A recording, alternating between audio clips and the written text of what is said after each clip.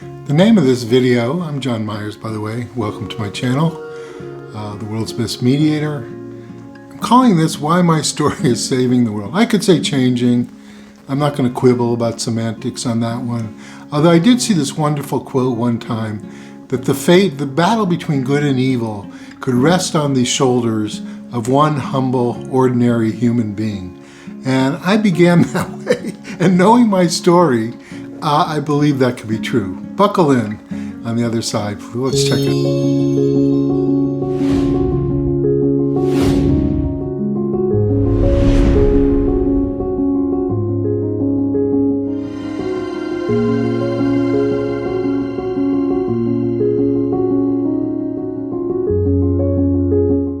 So the main thing is the level of pressure and opposition, irrational opposition, and hatred that came at me.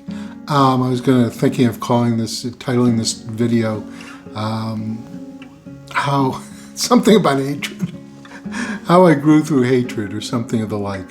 But I had, the level, those who've ever dealt with a narcissistic and psychopathic attack of any kind will know, what can come at you in this world.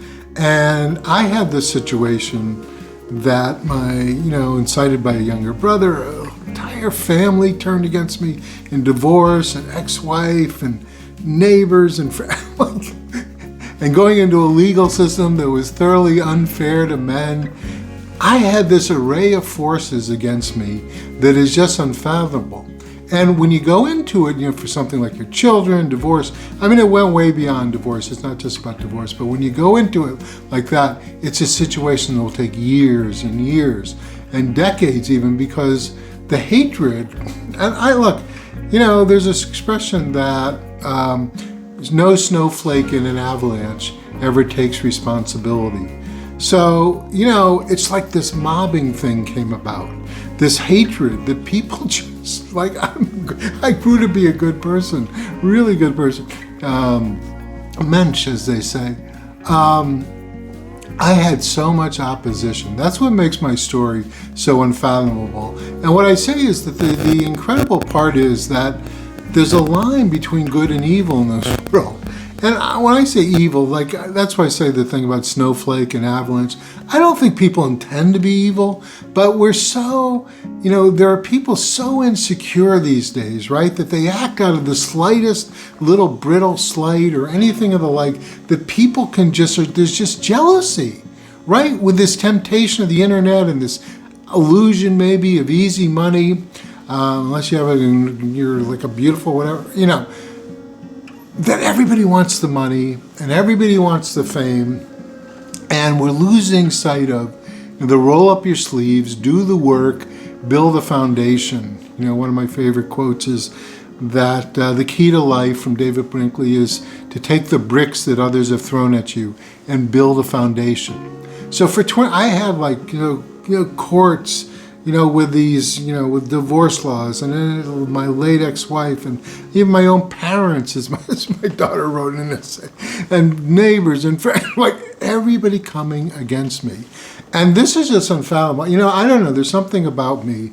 I don't know what it is, why I stand out as much as I do, why, when I walk into a room, there'll be people who just, instinctively, some people intuitively act towards hating on them, and again, it comes from this weakness in people, and that's kind of why I talk about purpose and goodness as strength, because if we work to develop that goodness and that purpose in most of us, then people aren't going to feel a need to be jealous or to hate upon another instantaneously without knowing anything about them. But you see what I'm saying? A lot of people are operating from their, squeamish kind of things. They're operating from their weakness. It's like if I say, well, I did good in this, it's like, well, I don't want to hear, I didn't do good in that. I compare it with me, and rather than saying, I applaud you, that's great. And so it's about developing this wholeness. And so, I went through this incredible, intense, repressionistic situation of people coming at me for 29 years.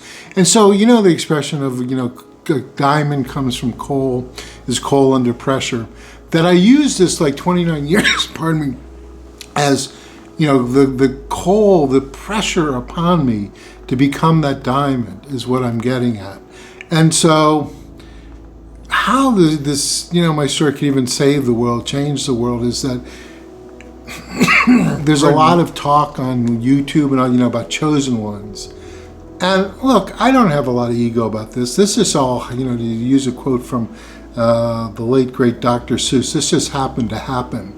But being in that pressure zone for 29 years, it just encouraged me, because I had an underlying purpose, because I had an underlying ideal. I was going to continue build and grow over the course of that 29 years. And a function of that was to develop an agenda, a psychology that I call goodness is strength, to help the world, right? To help people. And that's why I do my coaching, training, and mediation, to help people develop their purpose and their goodness, so that we're not in this knee-jerk, squeamish, I'm going to make everyone and anyone my enemy quickly kind of thing.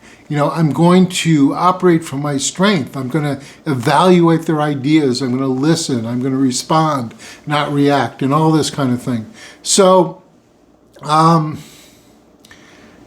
I had so much pressure. If you add it up, there used to be an expression with divers and gymnasts about called degree of difficulty. The degree of difficulty of a certain dive.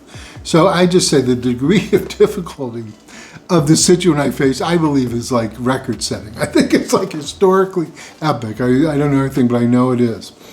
So because I held it off, and because I fought in the name of goodness and purpose, the basic goodness of society. And when I say goodness, I want to be clear. I don't mean niceness. I don't even mean kindness, which is a step or two up from niceness. Goodness means I'm going to do the right thing no matter what. I don't even need another person per se to be good, to do good. Kind, you're doing it to another person. Goodness, it's just you're doing it as a progression, as your path in the world. And that's what I'm doing. So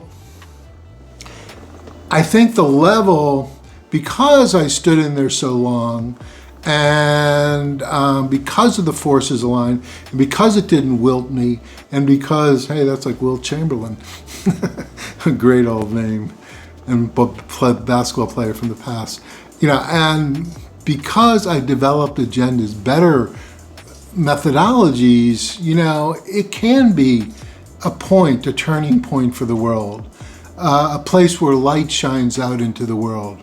So, hey, I guess I can't save the world alone. I don't know, maybe. But, could I? But the point being, let's spread the light. And when I say light and goodness, I'm talking about cooperation. I'm talking about determination rather than stubbornness. I'm talking about vision. I'm talking about, yes, we all want to make money. I get it. And I'm saying that the way goodness is strength is about companies, families, and individuals understanding that the better way to make money is to cooperate, is to work together, not be crabs in a bucket, cutting each other off, but to realize the world's at a fragile enough place that we have to bond together and create a better dynamic, a better psychology. And that's what I do. So you can consider becoming a societal champion, take a look at our website and get involved. But I'm not beating my chest per se. I believe, knowing the depth of my story and the fact that I didn't give up. And look, I give credit to lots of people that I read from, Gabby Bernstein, Tony Robbins, Deepak Chopra, Thich Nhat Hanh, famous Vietnam, early in my journey. So I've learned a lot. I think what sets me apart too at times is that I've walked the walk. Take a look at me out there on the trail, spreading the word in the chill. 30 degrees, nice day. Sun is shining, goodness is strength. Go to our website. Truth is marching on. What is it, December 5th or 6th? It's Friday, whatever that date. Goodness is strength. They're on the trail, spreading the good word, as I often do, in Massachusetts. So, but I've learned a lot. I put it together, but the key, and one of my messages is that if you have enough vision, enough drive within you, whatever those opposition-related forces are, you're going to overcome them. And that's what it is. And it's finding that purpose, which I help you do. It's finding the purpose. It's developing your purpose. And then thirdly, it's learning how to communicate it appropriately and assertively, not aggressively and not passively. It's finding the beauty of what I call the third way. So if you like, you can take a look at my website. You can do this and that. But, my story could change the world. It could help save the world. I don't know. We can quibble about the terminology. What I'm saying is that the methodology I've developed can be of use to the world. And my story itself is a beauty of a story. I'm thankful for it. I'm grateful. Thank you, universe, and all those who've helped me, even in tiny ways. Hey, shout out to the USPS, where I do lots of mailings, and my condo and fellow condo, love to all. But and my family, my kids gave me the ideals to fight for. My parents have stuck with me in a way. God love them, and all this kind of thing. So thank you, universe. Thank you for this. Challenge is opportunity. My life is living testament to that. And if nothing else comes out of it, we're left with that. So you can study it. I have a book even from years ago. Maybe I'll write another book. Who knows? But, it's like my life unto itself. It exists. And it's a light. And it shines light into the world. And for that, I'm ever grateful.